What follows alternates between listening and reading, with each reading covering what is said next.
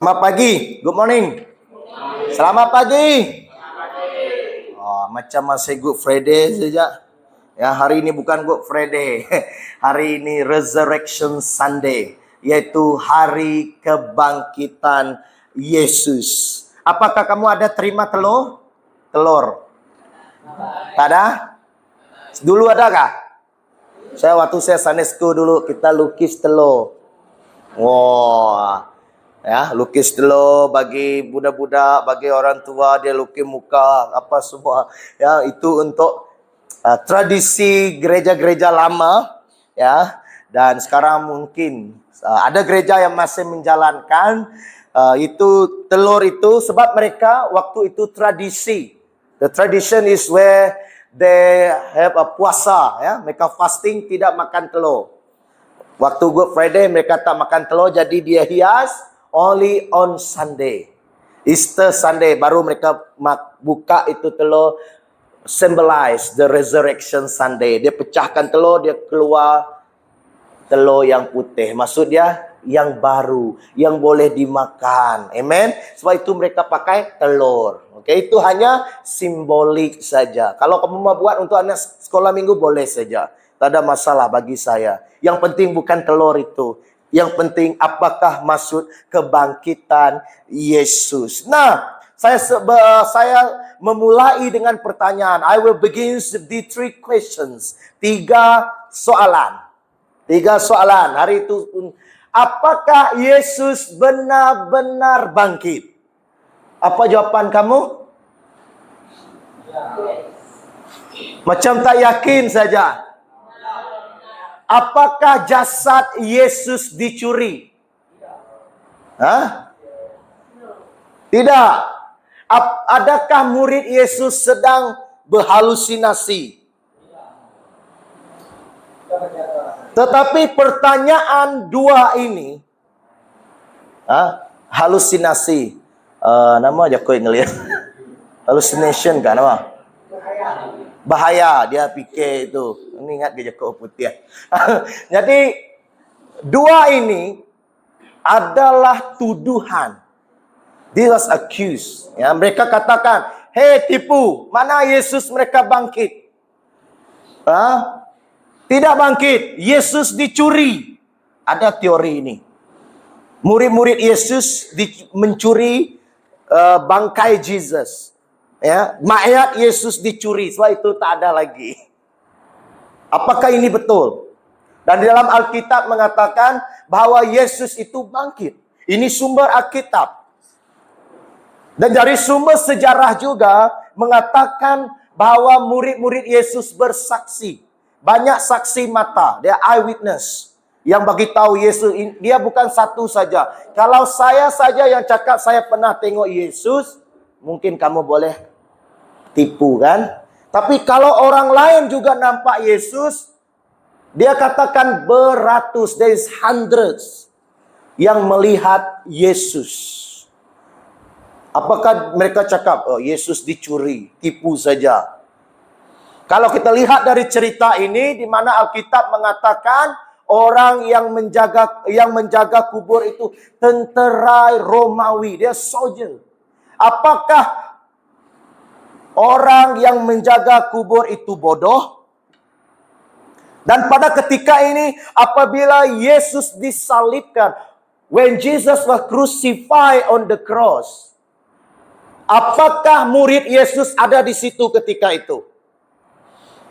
Ada ke tidak?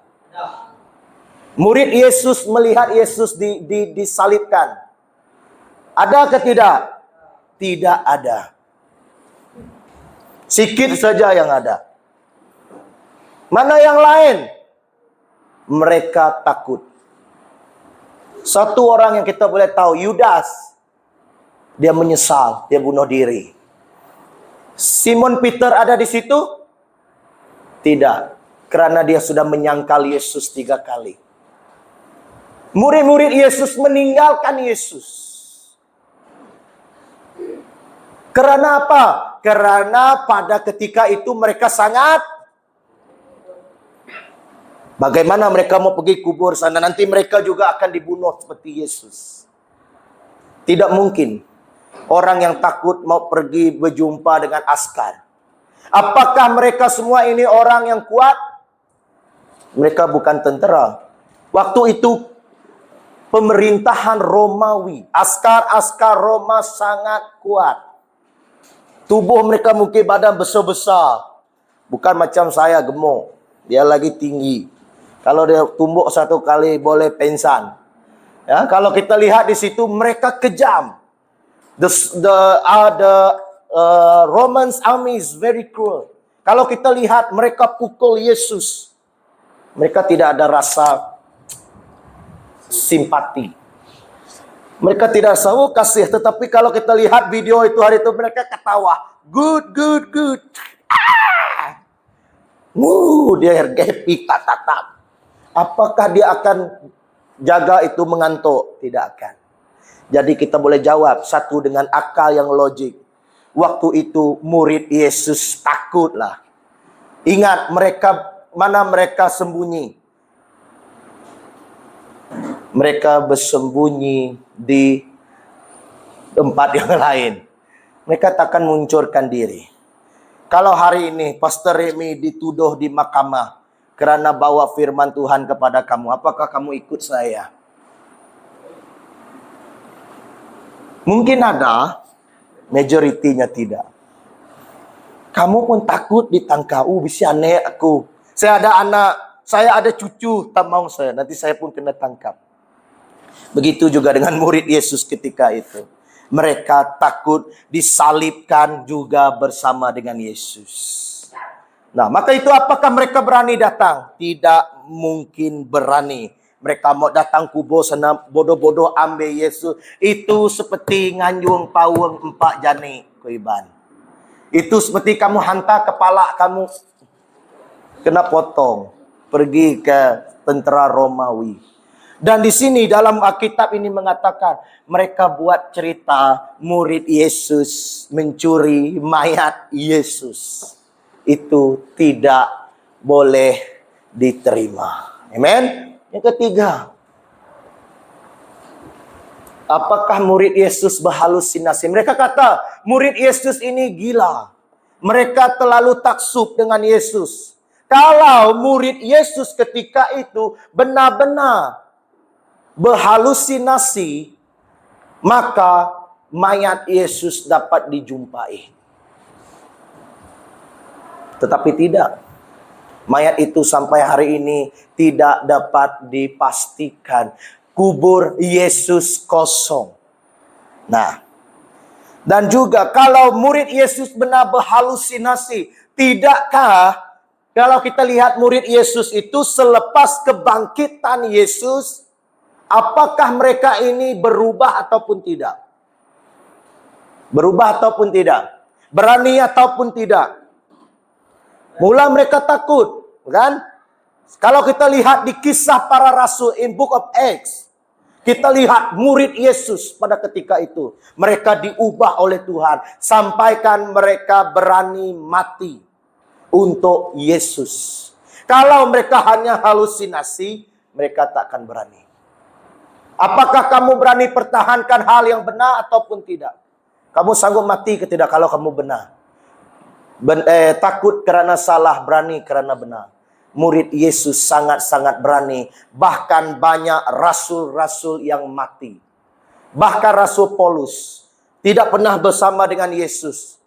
Apostle of Paul, he never meet Jesus, he never stay with Jesus, but Jesus appeared to him in his vision. Kalau kita lihat Rasul Paulus, dia tidak pernah bersama dengan Yesus. Dia tidak pernah mendengar ajaran Yesus. Tetapi Yesus bertemu dengan dia di dalam penglihatan. Dia bertobat. Orang yang membakar orang Kristen. Orang yang bunuh kalau kamu percaya Yesus. Tetapi akhirnya Tuhan Yesus datang ke hidupnya. Dan dia diubahkan oleh Tuhan. Maka itulah permulaannya kekristenan. Kalau Yesus mati, Kristen tidak ada. Gereja tidak ada hari ini. Nah, sebab itu kita boleh katakan bahwa kebangkitan Yesus bukan fairy tale. Bukan cerita dongeng. tetapi benar-benar. Sebab itu walau bagaimanapun dunia, ya, even though the world mau hapuskan gereja, mereka datangnya ajaran baru. There's a new teachings yang datang, yaitu Islam 600 tahun selepas kekristenan. Mereka katakan Yesus tidak mati, Yesus tidak disalibkan, Yesus bukan Tuhan, Isa Al-Masih itu tidak dibangkitkan, tetapi diangkatkan ke surga.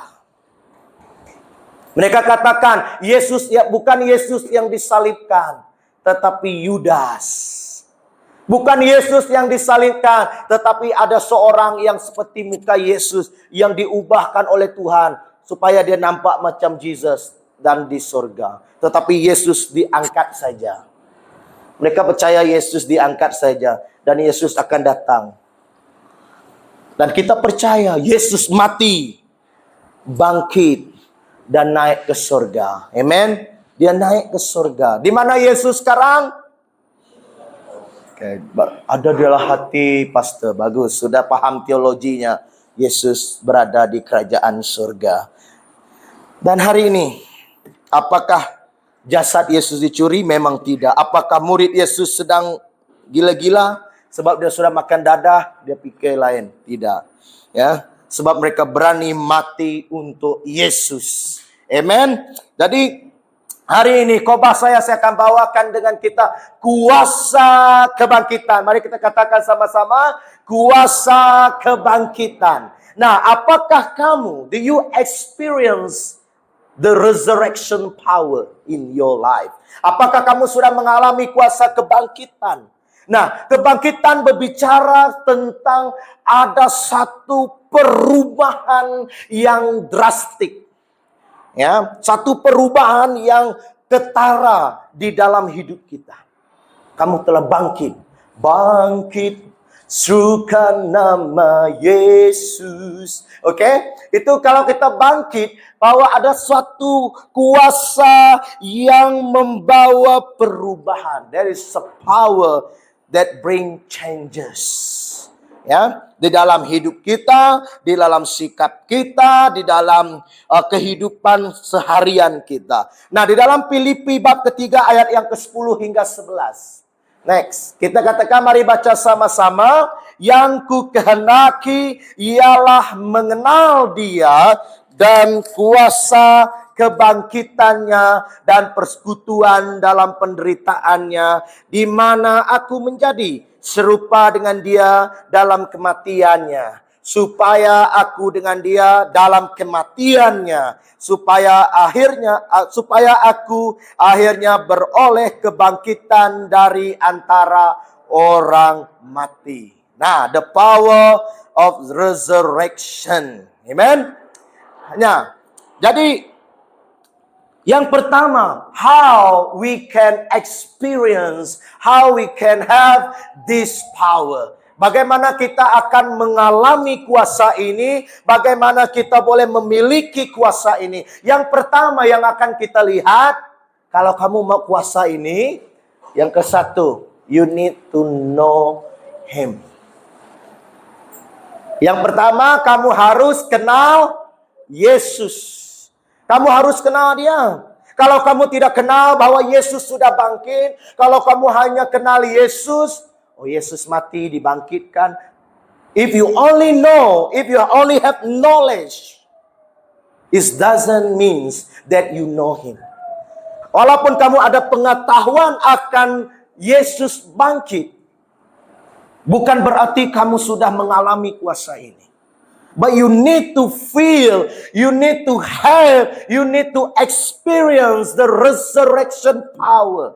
Kamu harus mengalami kuasa kebangkitan itu. Baru kamu kenal Yesus. Kalau hari ini kamu mau kenal saya, kamu harus bersama dengan saya. Kamu harus makan dengan saya, cerita dengan saya, keluar dengan saya. Bagaimana Pastor Remy ini garang ke tidak, main-main ke tidak. Kamu harus kenal saya. Begitu juga dengan Yesus. If you want to know Him, you need to have time with Him. Nah, bagaimana kamu mau kuasa ini? Kamu tahu ke tidak? You know that you have this power. You know that you have this power now. Kamu tahu bahwa kamu ada kuasa ini ataupun tidak? Ada ke tidak? Apa yang Tuhan katakan? Next. Di sini mengenal Dia. Nah, kita lihat kata mengenal. We see the word of mengenal. No. Next. Ginosko. Okay? Ginosko adalah hubungan. There is a connection. There is the relationship. Dua hala. Maksudnya, satu hala, hubungan kita dengan Tuhan, hubungan Tuhan dengan kita. Tetapi hari ini, banyak yang hubungan kita dengan Tuhan saja. Only one way. We, then Jesus. But we never share Jesus. We never experience Him. Kita nak kala ngasai ke Tuhan. Kita nak kala nama tu ninga Tuhan berjakau. We never heard Jesus talk to us. We are the one, Jesus, Jesus, Jesus. Tapi kita tak benarkan Yesus berbicara dengan kita. Kalau hari ini kamu datang kepada saya dengar saja cerita kamu pastor, tapi kamu tak pernah dengar cerita saya. Bagaimana kamu mau kenal saya? Begitu juga dengan Yesus. Banyak hari ini orang datang kepada Yesus sebab dia mau berkat. Yesus, saya mau ini, saya mau itu, saya berdoa ini, saya berdoa itu. Tetapi bila Yesus berbicara kepada kamu, kamu tak dengar. Kamu tak ada hubungan. Banyak hari ini melayani, saya main musik, saya berkhotbah, saya penyambut. Tapi saya tidak kenal Yesus. Saya hanya kenal, saya perlu sembah Dia, saya perlu puji Dia. Nah, kalau kamu mau kenal Yesus, if you want to know Him, you need to have a close relationship. Two ways of relationship. Bukan satu hala, tetapi dua hala. Jadi, ginosko, yaitu bila kamu kenal Yesus, maka kamu akan rasakan there is love. Ada kasih. There is rebuke. Ada teguran.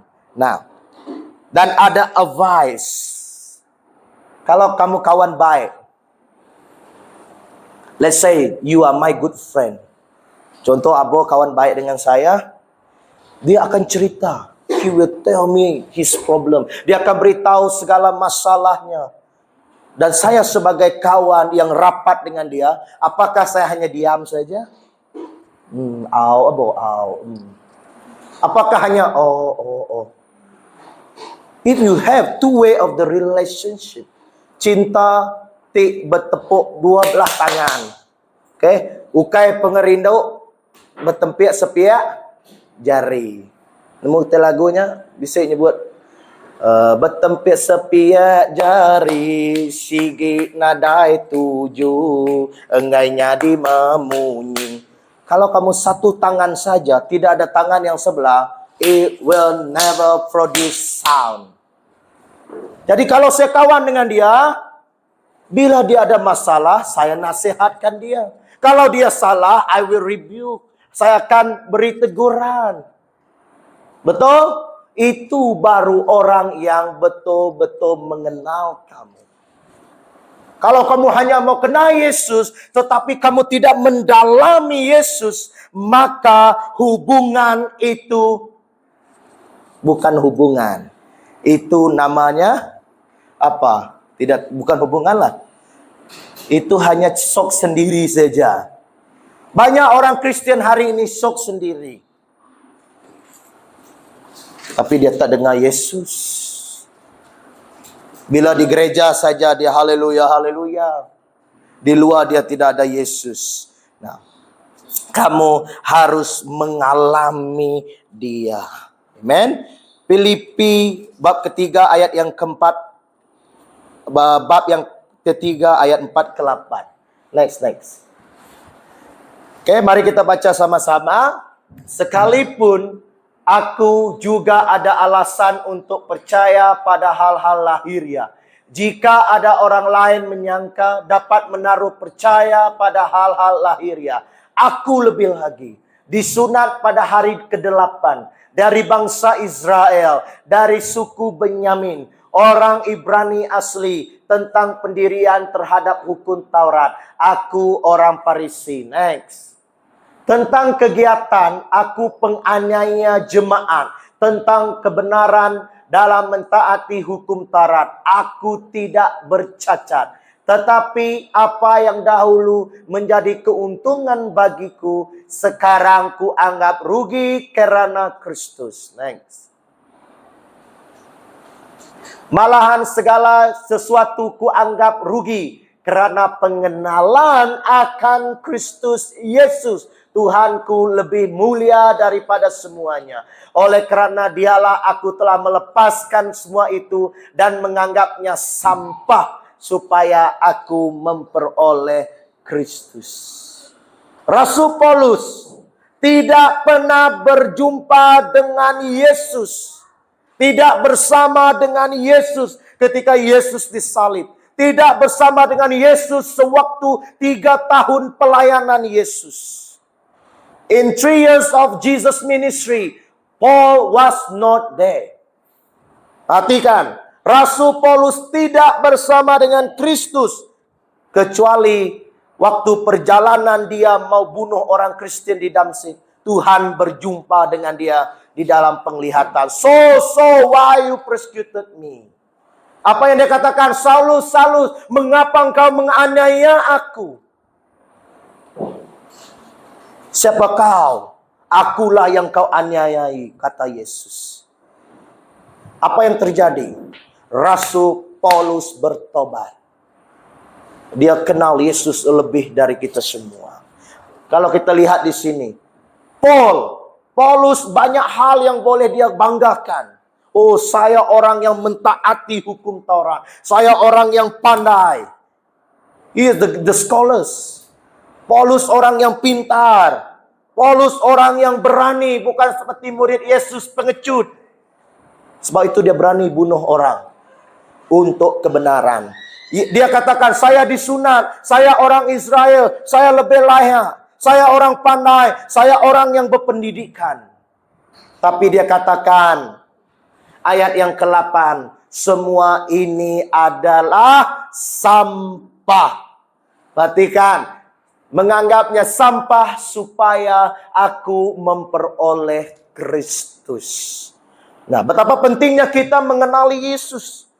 Kalau kita kenal Yesus, if we know Jesus, kita akan pentingkan Yesus dari segala apapun yang ada di dunia ini. Ada orang hari ini, dia pentingkan namanya. Wah, dia mau famous. Dia mau jaga nama. Dia mau jaga air mukanya. Dia sanggup ketepikan Yesus. Dia sanggup jaga hati saudaranya. Tetapi dia lukakan hati Yesus. Hari Ahad. Oh, adalah tak bolehlah. Bisik balaku. Kamu ketepikan Yesus dari lahiriah. Nah, kalau kamu betul-betul kenal Yesus, kamu akan tetapkannya sebagai kacamata kamu. Sebedau tu. Yang tadi. Baik. Seorang yang kenal Yesus akan menganggap Yesuslah segala-galanya. The person who know Jesus, will value Jesus, will prioritize Jesus as his priority. Lebuh kita ngelala Jesus, kita dekat ngenuluk ke Tuhan dalam semua utai. Amin. Sebab bagi kita yang lain itu tidak guna. Hanya Yesus. Nah, ini kalau kamu sudah benar-benar percaya kepada Yesus. Amen. Ada kesaksian-kesaksian orang. There is a testimony.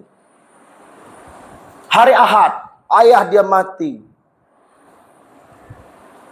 Dia cakap, "Okey, tunggu dulu. Saya pergi gereja dulu." Balik nanti dia tengok bapak dia sudah mati. Okeylah, uruskan. Tetapi dia utamakan Kristus yang pertama. Paulus, banyak hal yang dia boleh sombongkan. Saya orang yang pandai. Saya orang yang hebat. Saya disunat ikut Yesus. Yesus disunat 8 hari. Saya pun disunat waktu saya lahir 8 hari circumcised. I also follow Jesus. But all these things ku anggap apa? Sampah. Perhatikan. Bukan dia tidak pedulikan hidupnya. Tidak. Bukan dia, kalau begitu kenyak, ni bekerja lah kita. Semaya awak kelabuh duit dari langit. If like that, so that we no need to work. Then we pray to Jesus lah. Jesus will send money to us. The money will drop from heaven. Bukan itu yang Yesus maksudkan. Tetapi keutamaan. Your priority must be Jesus. Amen. Yang ini, seorang yang kenal Yesus akan buat Yesus seperti kacamata dia. Sekarang bukan cara kamu lihat lagi. Saya mesti begini, saya mesti begitu, hidup saya mesti begini, anak saya mesti begini, anak saya mesti jadi cigu, anak aku mesti jadi ngino kapit, anak aku mesti ngiga ino bangsa bukai. Siapa kamu tentukan hidup anakmu? I tell you, the parents, who are you? You want to make, kamu mesti begini, kamu mesti begini, kamu mesti begini. Are you God? Adakah kamu Tuhan? Sebab itu banyak hari ini anak-anak menjadi stres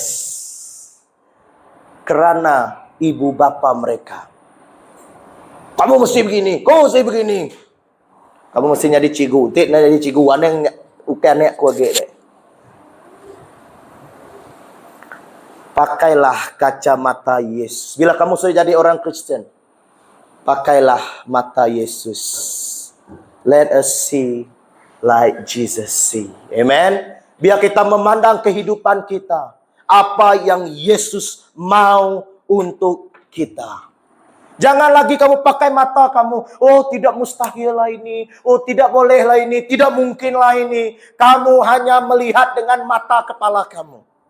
Tetapi kamu tidak melihat dengan kaca mata Yesus. Kalau kamu kenal Yesus, kamu tidak akan begini hidupmu. Kamu tidak akan main-main. Kamu tidak akan, nulianya pastor mustahil. Kalau kamu lihat dengan mata Yesus. Kalau Yesus lihat kamu. Orang lihat kamu orang berdosa. If people see, you are very bad person. You are a sinful man. But Jesus see, hey, you have potential. Tapi Yesus lihat kamu ada potensi. Kamu ada masa depan yang bagus. Orang lihat, orang katakan, ada masa depan anak-anaknya. Tetapi kamu katakan, Yesus ada masa depan untuk anak saya. Sebab kamu lihat dengan mata Yesus. Bila kamu betul-betul kenal Yesus, cara kamu menguruskan keluargamu tidak akan sama. Nah, ada keluarga. Saya selalu mengingati ibu bapa saya, keluarga saya. Lihatlah cara Yesus melihat. Kamu melihat mungkin orang ini jahat. Harus kamu tinggal ke laki, kamu tidak guna. Sare aja seduai dek. Tapi lihatlah dengan mata Yesus. Apakah mata Yesus perintah Allah bahwa tidak ada penceraian? Kalau kamu orang yang mengeluarkan mulut, sarek kajak laki dia. Kamu harus berhati-hati. Kamu harus bertobat. Karena cara pandang Yesus tidak sama dengan kita. Amen. Kalau kita benar-benar melihat seperti Yesus melihat, kita akan mengalami kuasa Tuhan. Amen. Jadi, bila kita betul-betul sudah kenal Yesus. Sebab itu untuk kenal Yesus tidak cukup hanya 1 tahun. Untuk kenal Yesus tidak cukup hanya 1 bulan. Mengenal Yesus tidak cukup hanya 1 minggu datang ke gereja. Tetapi kenal Yesus selagi kamu hidup di dunia ini. Selagi itu kita mesti mau belajar, mau mengenali Yesus Kristus. Saya semalam ada terlimpas satu video. Dia kata begini, "Hey, mana di dalam Alkitab? Kalau kamu mau baptis, if you want to be baptized, you need to learn 1 tahun, 2 tahun. Mana dalam Alkitab?" Dia katakan. Oh, waktu Yohanes membaptis, bertobatlah, dia dibaptis. Mungkin kamu hari ini tanya kepada saya, "Pastor, mana ada Alkitab katakan mesti belajar ini, mesti belajar itu, baru boleh dibaptis?" Lihat kepada kata Yesus. Itu sebelum Yesus. Yohanes Pembaptis sebelum Yesus. Tetapi sesudah Yesus, dia katakan, "Pergilah dan jadikanlah muridku. Dan baptislah mereka dalam nama Bapa, Anak, dan Roh." Yesus tidak pernah mencari followers. Yesus tidak pernah menjadi hanya mau meminta kita menjadi pengikut saja. Kalau pengikut, banyak pengikut Yesus. Tetapi murid Yesus sedikit saja.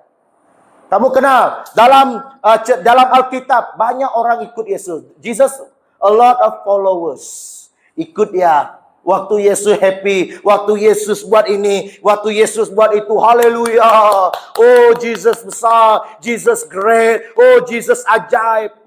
Tetapi bila Yesus disalibkan, mana pengikut dia? Unfollowing. Ya, bila dia suka Yesus, dia following. Ya, kalau kita dekat TikTok, kita mau follow, nanti kita follow, tekan tanda tambah ya. Kamu tekan itu, follow. Kalau kamu tidak suka lagi, unfollow. Banyak orang yang, kalau kamu jadi follower Jesus, kamu senang akan unfollow Jesus. Tetapi kalau kamu menjadi murid Yesus, akan bersama-sama dengan Yesus di atas salibnya.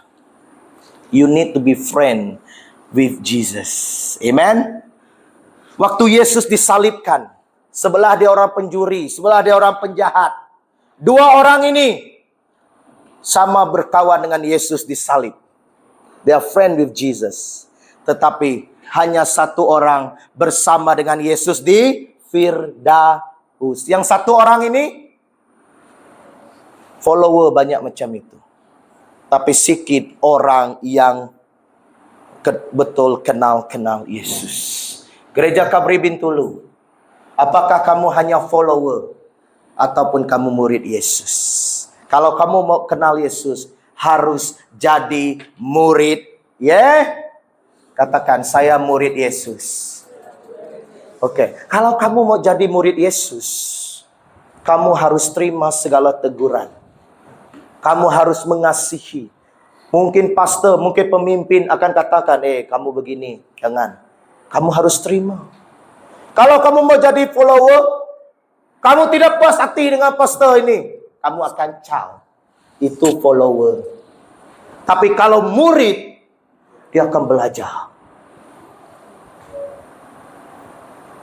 12 murid Yesus, walaupun mereka meninggalkan Yesus saat kematiannya disalib, tetapi selepas mereka mengalami kebangkitan Yesus, mereka berubah 180 derajat.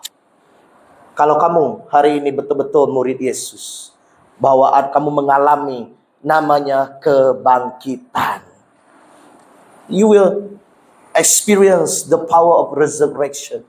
The power of resurrection will make you a disciple, not the follower. Kuasa kebangkitan ini membuatkan kamu menjadi murid Kristus. Amen. Menjadi murid Kristus. Kalau kamu mau jadi murid Yesus, kamu harus belajar selalu firman Tuhan. Kamu harus selalu dengar firman Tuhan. Kamu harus selalu datang hari Ahad. Bukan ikut-ikut saja. Amen. Boleh? Yang kedua, bukan hanya kenal Yesus. Kedua, kamu kena kenal kuasanya. Harus kenal kuasanya. Oke? Kenal apa? Kuasa kebangkitannya. Mengalami kuasa kebangkitannya. Bukan hanya kenal Yesus yang mati disalibkan, tetapi kamu harus kenal bahwa ada kebangkitan yang baru. Filipi ayat ketiga ayat ke-10 ini. Yang kedua itu berkata, mengenal Dia dan kuasa kebangkitannya. Yang kedua, to know the power of His resurrection. Perhatikan, kuasa pengangkat Jesus. Nah, hari ini banyak orang Kristen tidak mengalami kuasa ini. Today there are a lot of Christians, they don't have this power. Not only they don't have, but they do not know they have this power. Bukan hanya mereka tidak tahu kuasa ini, tetapi mereka juga tidak kenal mereka ada ketidakkuasa ini. Kalau kita lihat, kalau kita mau mengalami kuasa Kristus, kita akan punya keinginan. We will have this desire. We will have this vision that we want to be like Him. Nanti kita mengalami kuasa Tuhan, kita dekatnya di baka Kristus. Katakan, saya mau seperti Yesus. Oke, kamu janji ya? Kamu mau seperti Yesus. Nah, kalau kamu mau janji seperti Yesus, kalau kamu mau seperti Yesus, if you really want to be like Jesus, kamu harus disalibkan. Oh tidak, pastor, saya mau bangkit saja. Saya tidak mau mati. Tahun lepas, alive. Ingat, hidup yang berkemenangan, bukan hanya hidup. Masih ingat khotbah itu? Masih siapa yang tidak ingat lagi? Oke, nanti kita pergi lagi. Tambah 2 jam lagi. Oke. Di dalam Yeskiel 36 ayat yang ke-26 hingga ayat yang ke-27. Nah, kamu akan diberikan hati yang baru dan roh yang baru di dalam batinmu. Dan aku akan menjauhkan dari tubuhmu hati yang keras. Dan kuberikan kepadamu hati yang taat. Rohku akan kuberikan di dalam batinmu. Dan aku akan membuat kamu hidup menurut segala ketetapanku. Dan tetap berpegang pada peraturan-peraturanku dan melakukannya. Kebangkitan selalu berbicara. The resurrections always talk about a new hope, a new creation, a new commitment. Ingat, kebangkitan selalu berbicara tentang sesuatu yang baru. Hari ini, biar kita mengalami kebangkitan, bahwa ada pembaharuan di dalam hati kita. Hati yang baru, roh yang baru, semangat yang baru. Sebab kita sudah dibangkitkan bersama dengan Yesus. Kalau di sini Yesus baru, hidup yang baru, ini yang Dia berikan kepada setiap kita. Jesus was experienced a new life so that you have this eternal life. Yesus mati supaya kamu ada kehidupan yang kekal bersama dengan Yesus. Nah, biarlah kalau kita mengalami kuasa kebangkitan ini, apa? Hati yang baru, pikiran yang baru, cara pandang yang baru, bukan cara pandang manusia, tetapi kamu sekarang menjadi seperti Yesus. Kamu sudah menjadi seperti Yesus. Jangan lagi hidup seperti kamu tidak mengenal Yesus. Don't live a life that your all life, old fashion. Jangan jadi orang yang agak ketinggalan di dalam Yesus. Orang yang tidak kenal Yesus. Apapun yang kamu lakukan sebelum kamu kenal Yesus harus dimatikan dan dibangkitkan sekali lagi. Yaitu dengan cara hidup yang baru. Kamu harus mati your own self.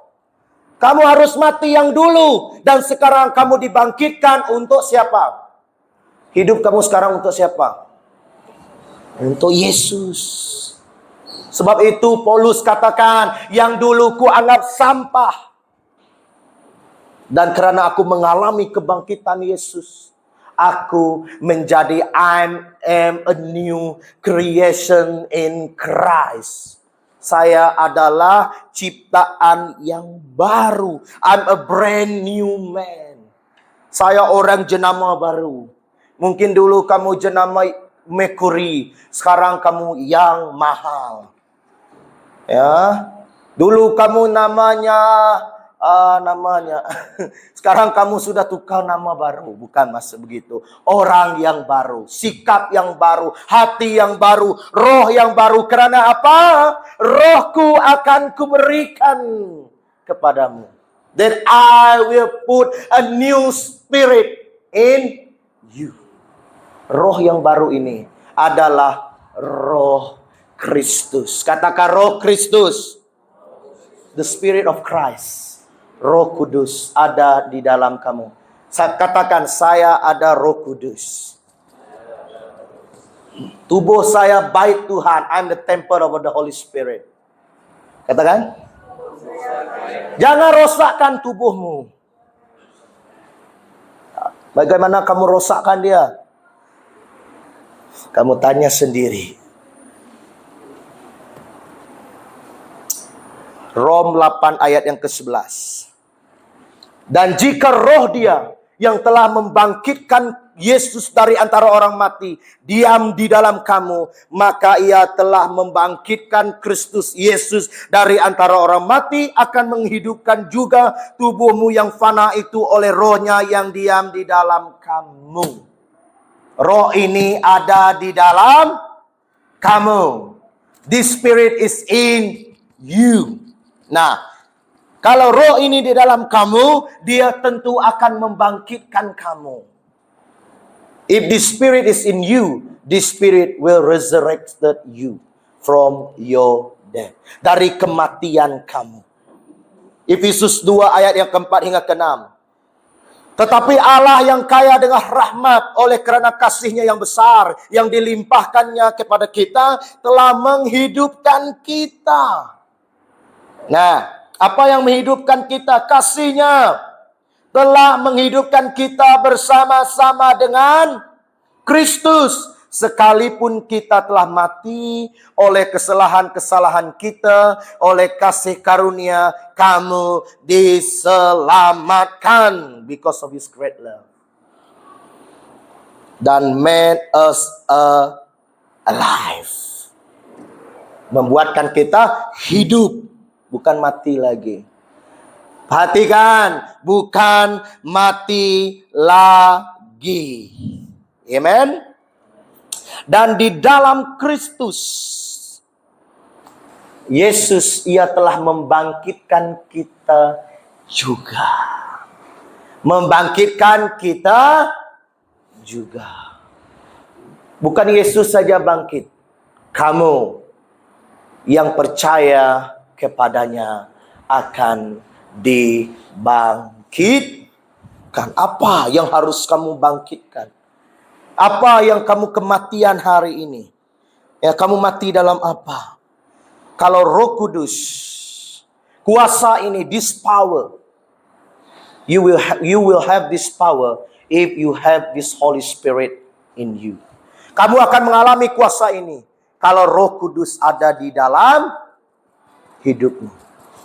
Pastikan Roh Kudus ada. Karena kalau Yesus tidak bangkit dari mati, diangkat ke surga, Roh Kudus tidak akan mendiami kamu. Sebab itu Yesus harus angkat ke surga. Ya, Yesus angkat hari mati, puji Tuhan ya hidup. Yesus angkat ke surga. Apa lepas itu? Roh Kudus nurun. Roh Kudus nurun ngagai orang te Arab kia. After Jesus ascended to heaven, and then Jesus say, I will send a new comforter, another comforter, another helper, that is the Holy Spirit. Nah, gereja Pentakosta AG adalah gereja yang mengutamakan kuat kuasa oleh Roh Kudus. Haleluya. Amen. Boleh? Boleh paham? Yesus yang telah mati dan bangkit memberi kemenangan. Jesus died and rose again to give us victory. Apakah bagian dalam hidup kamu? What the part of your life need this power? Hari ini kamu tanya diri kamu, apakah hal yang harus dihidupkan oleh Tuhan di dalam kita? Apa yang kamu perlukan? Apakah yang di dalam kamu masih mati? Dendam? Dendam membuat kamu mati. Kalau kamu mengalami kuasa kebangkitan, dendam akan jadi pengampunan. Kemarahan jadi kesabaran. Rendah diri jadi percaya diri. Kalau kamu orang yang tidak percaya, you are not confident, you are low esteem. Today God want to resurrect you. Hari ini Tuhan akan membangkitkan kamu. Kalau kamu rasa kamu tidak ada pengampunan, hari ini Tuhan akan memulihkan kamu. Kamu rasa kamu selalu saja rasa, selalu risau saja. Oh, begini penghidup aku. Hari ini Tuhan katakan, kekhawatiran itu adalah kematian kita. Dan hari ini Yesus bangkit dari mati, mengingatkan kita. Dia adalah kepastian. Ataupun kamu di dalam kepahitan, kamu sedang di dalam kesedihan. Nah, kamu sedih, selalu sedih. Dan hari ini Tuhan mau mengubah, sebab dia bangkit dari mati, become joy. Menjadi sukacita. Amen. Laban ya udah angkat hari pemati. Good Friday orang nangis untuk Yesus. Tetapi pada hari ini mereka bersorak-sorai karena Yesus bangkit dari mati. Ketiga, bagaimana kamu mengalami kuasa ini? Kamu harus ada persekutuan dengan penderitaannya. Bukan happy saja dengan Yesus. If you want to experience this power, you need to be participate in His suffering. Kamu harus bersekutu dalam penderitaannya. Ingat, orang Kristen bukan dipanggil untuk happy.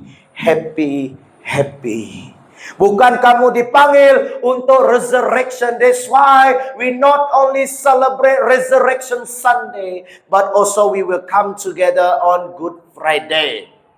Sebab itu kita ada Good Friday. Kalau tidak ada Good Friday, tidak ada hari Ahad di mana Yesus bangkit dari mati. Begitu juga, kalau tidak ada penderitaan dalam hidupmu, if there is no suffering in your life today, you will never experience the power of resurrection. Amen. Kalau kamu tidak mengalami penderitaan, kalau kamu tidak pernah ada masalah, kalau kamu tidak pernah mengalami kesedihan, kalau kamu tidak pernah mengalami putus asa, kamu tidak akan pernah merasakan kebangkitan Yesus. Maksudnya, kamu harus menderita bersama dengan Yesus. Bukan kamu saja happy karena kebangkitan. Kamu harus menderita. Kalau kamu mau kenal Yesus, bukan hanya kenal Dia, kenal kebangkitannya, kamu juga harus bersekutu together. Ya, participation in His suffering, becoming like Him in His death. Dalam kematiannya, kamu harus sama. Kamu harus mati di dalam tubuh. Bukan kamu harus bunuh diri, bukan. Tetapi bunuhlah apa yang ada di dalam kamu, yang tidak berkenan kepada Tuhan. Kita hidup menyerupai Kristus. Just now you say, I want to be like Jesus, kan? Tadi kamu telah berkata, saya mau jadi seperti Yesus. Nah, so itu saya katakan, bukan hanya bangkit, tetapi kamu harus menderita. Manusia yang lama mati dan Kristus bangkit semakin nyata. Oke, kematian itu sekejap saja, tetapi yang menentukan adalah hidup selepas kematian. Ini yang harus nyata di dalam hidup kita. Sebab itu Yesus mati 30 hari. 30 hari pula. Berapa hari? 3 hari. Di dalam kubur, mati. Dan pada hari yang ketiga dia apa? Bangkit. Dan Yesus naik ke surga. Sebelum dia naik ke surga, dia bersama dengan murid dia berapa hari? 40 hari sebelum dia naik ke surga. Dan kita akan merayakan 40 hari dari hari ini yang namanya hari apa? Pentakosta. Di mana pencurahan Roh Kudus. Yesus bersama dengan murid dia. Sebab itu mereka tidak boleh katakan Yesus tidak benar-benar bangkit. Sebab waktu 40 hari itu Yesus bersama dengan muridnya. Selepas dia bangkit dari mati. Dan muridnya dikuatkan. Mereka berubah, mereka menderita. Tetapi mereka ada kemenangan. Sebab itu murid Yesus harus menderita pada ketika itu. Mereka dibunuh, mereka dianiayai. Ingat, siapa yang menganiayai dia? Mereka orang-orang Yahudi. Paulus, kamu percaya Yesus, bunuh dia. Paulus, tetapi dia bertobat. Dan dia juga menderita disebabkan dia percaya Yesus. Paulus selalu di dalam penjara. Paulus dikhianati. Hari ini kalau kamu dikhianati, walaupun kamu orang Kristen, kita dikemelek. Kamu ditipu. Kamu disakiti. Ingat, Yesus juga pernah dikhianati oleh Yudas, murid dia. Jangan kamu pikir keluarga saya tidak akan mengkhianati saya. Adik saya tidak akan mengkhianati saya. Bapak saya tidak akan mengkhianati saya. Selagi yang nama manusia, kamu akan merasai semua ini, tetapi kamu ada kebangkitan Yesus Kristus, di mana kamu boleh mengalahkan segala ini. Dan God allow suffering to expose all of our life that need Christ. Kalau kita tidak punya masalah ini, bagaimana kita mau mengalami kuasa kebangkitan Kristus? Sebab itu your life will go through suffering. Amen. Yesus tidak pernah menjanjikan kamu tidak ada masalah. But God allows, Tuhan benarkan penderitaan untuk mengekspos semua yang perlu dibangkitkan oleh Kristus. 2 Korintus 3 ayat yang ke-18. Dan semua itu, semua mencerminkan kemuliaan Tuhan dengan muka yang tidak berselubung, dan karena kemuliaan itu datangnya dari Tuhan yang adalah Roh, maka kita diubah menjadi serupa dengan gambarannya dalam kemuliaan yang semakin besar. Sebab kita mau jadi seperti Yesus harus menderita. Kita harus percaya ada penderitaan, tetapi juga kita percaya ada kuasa kebangkitan di dalam penderitaan. Even though we are suffering, but we still remember that we have victory, the power of resurrection. That means we can go through this life even though it's hard. Walaupun itu menyakitkan, kamu akan dapat mengalami karena Yesus ada bersama dengan kita, yaitu Rohnya. Ini Roh yang bangkit dari mati. Yang keempat, kamu harus salibkan diri kamu. Nah, siapa yang mau salibkan diri hari ini? Nah, sekarang ini Austin lah tahun ini. Pegang saja, pegang saja. Pegai ya. Oke, kalau kamu mau Yesus, kalau kamu mau power ini, kamu harus apa? Salibkan diri kamu. Siapa mau? Tak mau ah? We need to crucify our flesh. Apakah keinginan kita? Pencabulan. Ya. Kalau kita lihat di dalam buku Roma.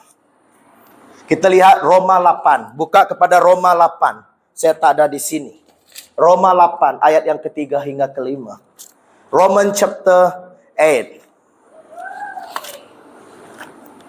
Verse 3 to 5. Romans chapter 5. Chapter 8 Chapter 8 verse 3 to verse 5. Okay.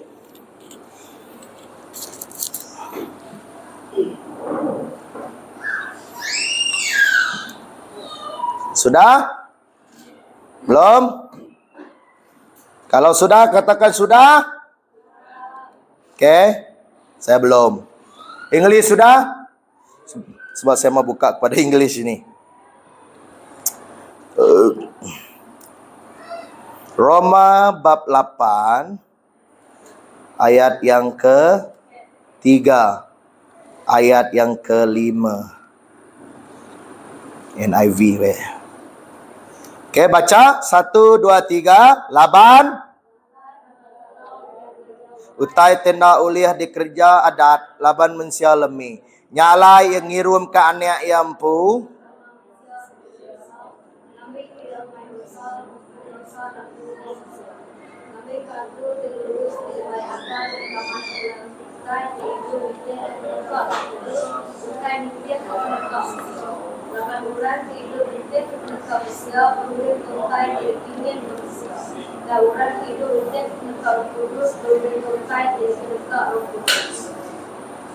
Oke.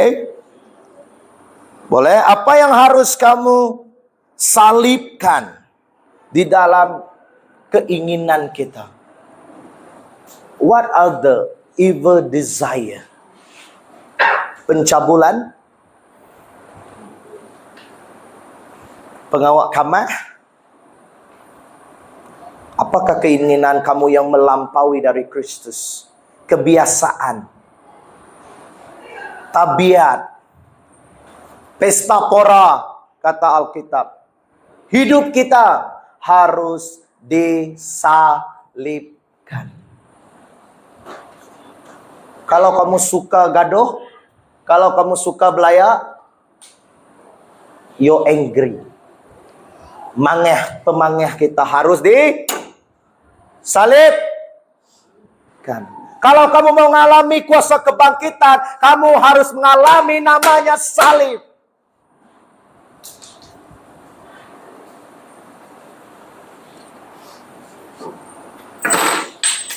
Apakah salib bagimu hari ini?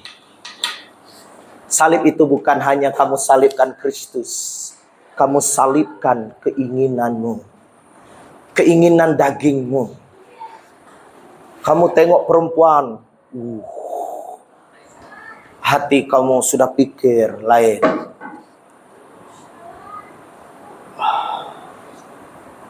Kalau kamu suka kata jahat dengan orang, harus disalibkan. Oh, sorry, Justin. Harus disalibkan. Kalau kamu tidak pergi gereja, malas pergi gereja, harus disalib. Takut, Austin. Apakah keinginan daging kita hari ini? Hawa nafsu? Pemabuk? Pejudikah? Apa? Yaitu bukan hal yang boleh dilihat saja. Hal yang tidak boleh dilihat. Dosa yang tidak diketahui adalah dosa yang lebih bahaya daripada dosa yang orang lihat.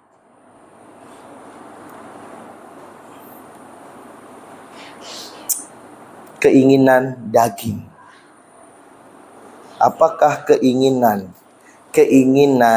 yang kamu miliki hari ini? Kalau kamu mau mengalami kuasa kebangkitan, apa yang harus kamu buang? Okay? Your sinful nature dalam Galatia ayat yang kelima. Bab yang kelima.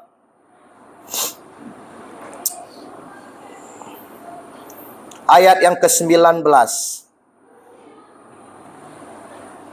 Lihat, mari buka. Galatia bab yang kelima, Galatians chapter 5 verse 19. Untuk kita, sebelum kita tutup hari ini. Galatia 5. Sudah? Ayat yang ke-19. Apa yang harus kamu salibkan? Perbuatan daging. Oke? Apakah perbuatan daging telah nyata, yaitu baca nama Yakuban. Ayat ke-19 ya. Bambai. Beambai. Bukan bepangan. Beambai itu maksud yang lebih dari itu. Rundi yang kameh. Kecemaran otak. Apalagi kerja kameh. The sexual immorality. Nama worship the idols. Adakah sini? Tidak, bukan ini. Yang ke-19. Nyembah keramba. Lagi. Bemaneng. Jumpa dumo-gumo. Berubat sakeng. Adalah keinginan daging. Lagi. Bermusuh. Apakah kamu ada musuh hari ini? Carut ngau pangan direk. Begaduh sesama kamu. Carut ngau orang. Carut ngau nembiak bergereja. Nak puas hati ngau pangan direk menjadi dalam Kristus. Harus disalibkan. Apalagi? Kepapas. Yang English you follow dewan. Kepapas. Nana yang kepapas ke pangan direk. Lagi. Fight with each other. Gaduh. Berpecah belah. Beripih. Tidak adil. Ngini yang orang. Ngini yang orang. Ngini yang kereta orang. Ngini yang bini orang. Ngini yang laki orang. Envy. Kamu mau ini. Oh, dia ada ini. Saya mau ini. Apa lagi? Apa? Besar lagi? Lemabua. Berami nak biga-iga. Ngau utai tibakannya. Aku dekat mereka kita jaga tangkan. Baka dikerja orang subah. Orang ke gereja utainya. Na ulia bempu. Perintah Allah Ta'ala. Semua itu dan yang lain-lainnya. Apapun yang tidak berkenan. Harus disalibkan. Harus dimatikan. Amen. Supaya kamu boleh mengalami kebangkitan. Simpan. Yesus bangkit, amen. Jadi kamu akan dibangkitkan. Jadi jangan lagi ya kita bersampi minta Tuhan nyaut kita dalam kita ngeregang diri empu. Bukan saya suruh kamu buat satu salib, kamu salibkan diri, bukan. Jangan seperti di Filipina. Ana bakau reba Filipina dia nyipat diri empu. Mereka salibkan diri. Yeah, if you see the video, you can search in the internet. This like Filipinos in Philippines during Good Friday, they will hukum sendiri, cambuk sendiri, ngergang derempo.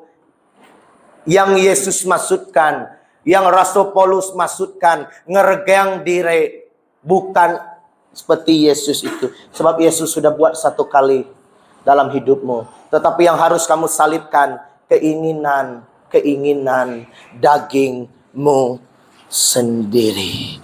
Dan kamu akan mengalami namanya kebangkitan. Kalau kamu mau kuasa ini, kamu harus Menyalibkan diri sendiri. Nah, menyalibkan diri sendiri bermaksud bukan sekadar meninggalkan. Sebelum ini, bukan sekadar meninggalkan kehidupan yang bersifat materi. Oh, awak aku nak berketuk aja, aku badu ngiru, badu tu. Bukan hanya itu saja. Bukan hanya hal-hal duniawi. Not just living this material worldly life just to achieve goodness. Supaya kamu nampak suci. Banyak orang hari ini sebab dia mau jadi suci. Serve righteousness. Sebab itu banyak orang tidak bertahan. Nginsap, udahnya baduk nginsap lah kamu udah semayang. Kalau kamu hanya ikut ajaran doktrin itu, tetapi tidak di dalam hatimu, tidak akan kekal lama. Kamu akan berbalik kepada hidup itu lagi. Sebab itu bukan hanya sekadar katakan tidak pada dosa, tanpa periksa motivasi hatimu. Apakah kamu benar-benar kenal Yesus?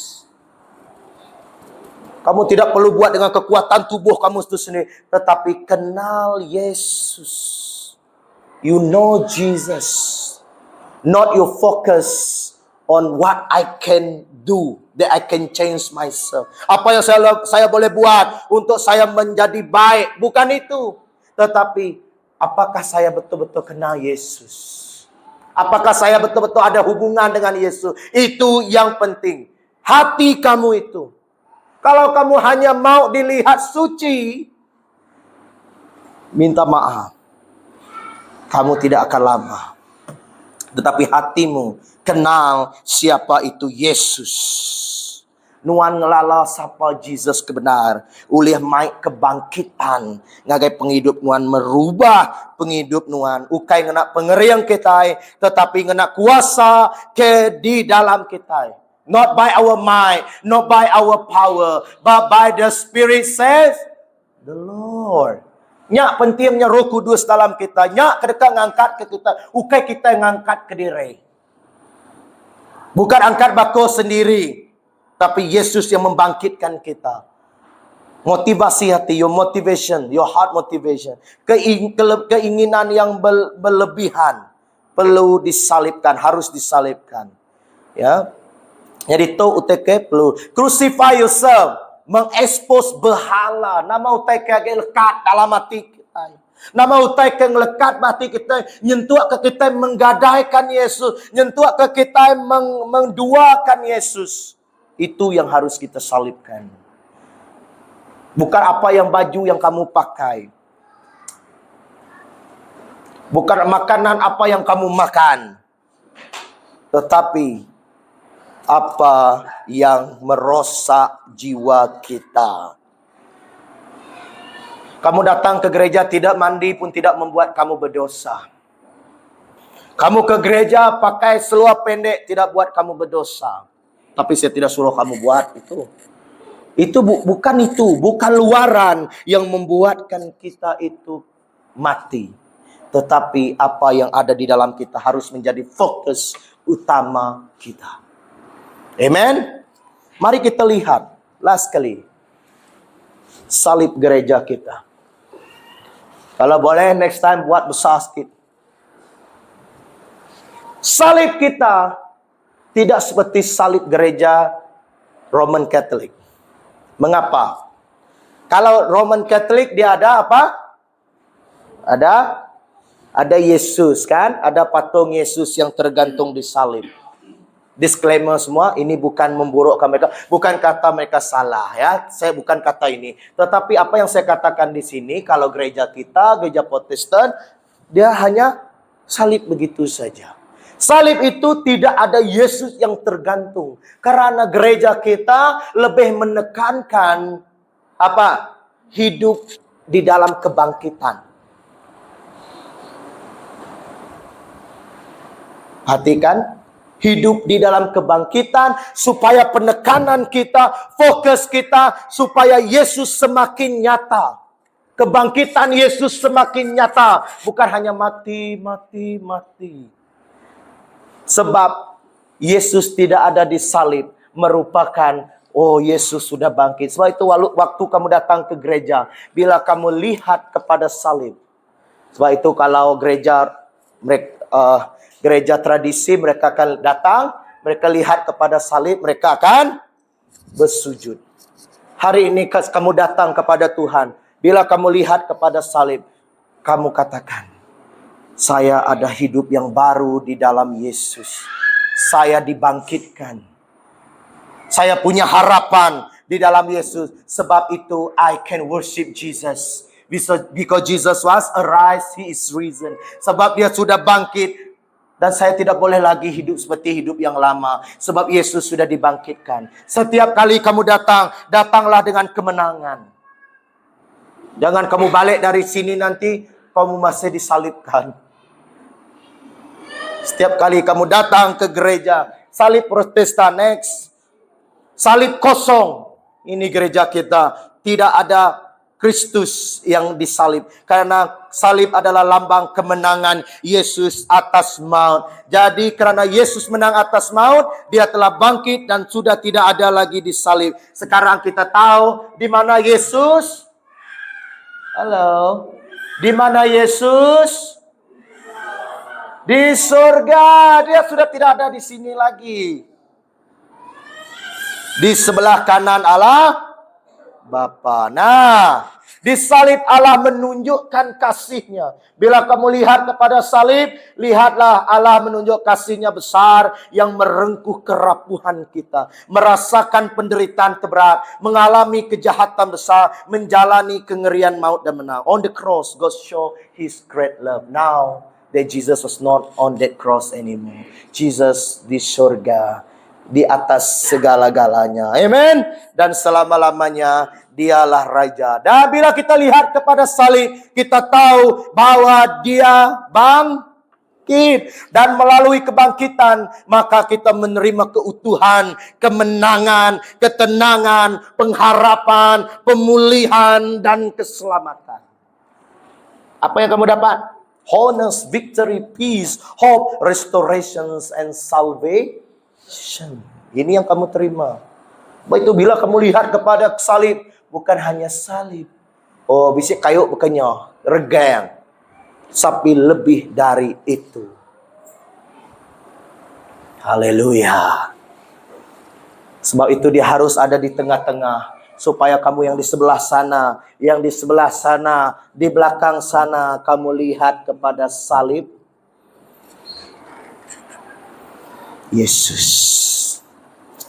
Haleluya. Melalui salib, Allah sudah menunjukkan kebersamaan serta pendampingan. Namun kubur kosong menyatakan kemenangan atas maut, pengharapan, dan kekekalan. Satu hari, maka semua penderitaan ini akan berakhir. Semua tangisan, air mata, sakit, penyakit, dan penderitaan kita akan berakhir. Hari ini kamu semua, apapun penderitaan kamu, whatever you're suffering today, remember that He is risen. You have the power of resurrections. Amen. You have that power. Katakan, saya ada kuasa kebangkitan. Saya dibangkitkan. Saya dipulihkan. Saya dimenangkan oleh Yesus. Oleh Yesus, Raja segala raja. Nah, kalau kamu dimenangkan, kamu harus memenangkan orang juga. You need to share this good news that Jesus is not dead. Jesus is not dead, but He is risen. He is alive. Katakan, He is alive. Let all the heaven declares. Ya. Mari kita sama-sama bangkit berdiri.